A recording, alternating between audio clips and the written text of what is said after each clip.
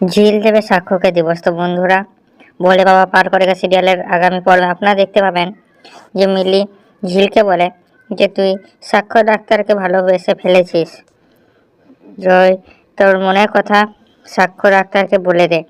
তখন ঝিল বলে আমি বলতে পারবো না। অন্যদিকে সাক্ষ্য বাড়ির লোকেরা ঝিলকে মেনে নিতে পারছে না।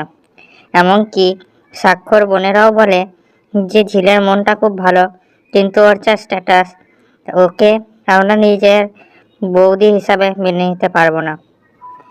তখন সাক্ষ্য বলে তোরা তো থাকবি নিজের মতো, তাহলে কেন এরকম কথা বলছিস?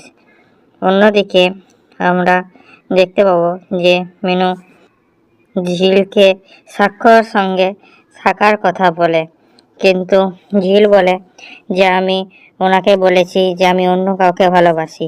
তখন মিনু বলে যে তাহলে এখানে ওনার কি দোষ আছে?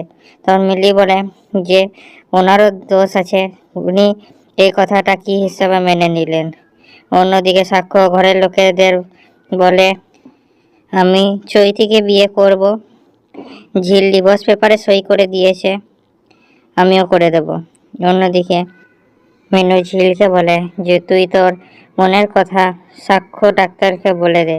তখন ঝিল বলে যে না, আমি আর পারবো না, আমি নিজের স্বামীকে চৈতি ম্যাডামকে দান করে দিলাম, উনি ভালো থাকুন, এটাই আমি চাই বাস। তো বন্ধুরা, কি লাগছে? ঝিল আর স্বাক্ষর কি ডিভোর্স হয়ে যাবে? চৈতির সঙ্গে কি স্বাক্ষর বিয়ে হবে? বলুন আমাদের কমেন্টে। আমাদের ভিডিওটা লাইক করুন, আমাদের চ্যানেলটা সাবস্ক্রাইব করুন এরকম আরও আপডেটসের জন্যে।